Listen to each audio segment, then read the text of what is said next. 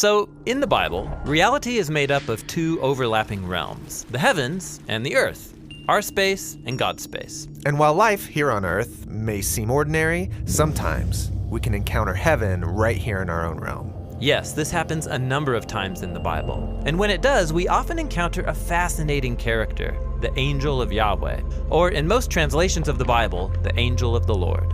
Now, we've talked about angels. They're spiritual messengers who perform missions for God. But the angel of the Lord is no mere angel. How so? Well, every time he appears, he's described in a way that's purposefully puzzling. And it leaves you wondering, was that an angel sent by Yahweh? Or was that Yahweh himself? What do you mean? Here's one of many examples. In the book of Genesis, there's a story about Hagar, Abraham and Sarah's runaway Egyptian slave. And we read this. The angel of Yahweh called to Hagar. But then this angel speaks as if he is Yahweh, saying, I will give you many descendants. And then Hagar responds and says, you are God who sees me. So the angel of Yahweh is Yahweh. But that can't be. In the Bible, you can't see Yahweh or you'll die. Yeah.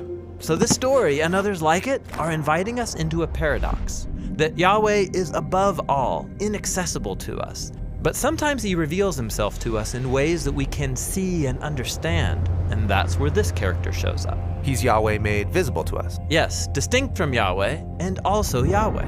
This is very similar to other biblical stories about prophets who get a glimpse into God's space, like Isaiah, Ezekiel, or Daniel.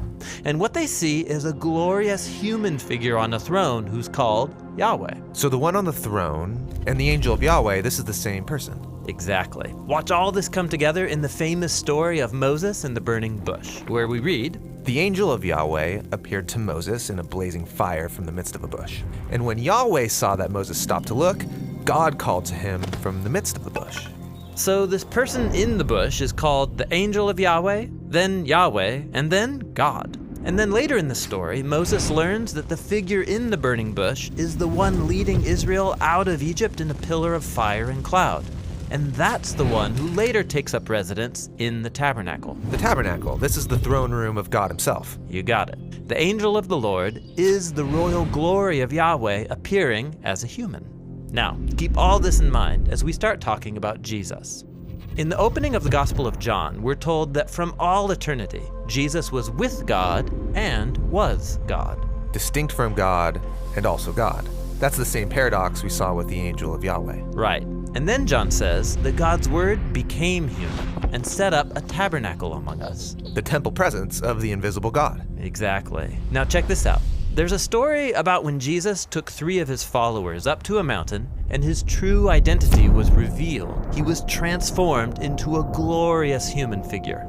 Okay, I see what's going on here. So the angel of the Lord was God appearing like a human, and Jesus is God now become a human. Yes. And notice this, in the New Testament, no one ever uses the phrase angel of the Lord to describe Jesus. Why not? Well, they wanted to avoid the idea that Jesus was merely an angel. For them, Jesus was Yahweh God become human, in order to fulfill his ultimate mission to fully reunite heaven and earth once and for all.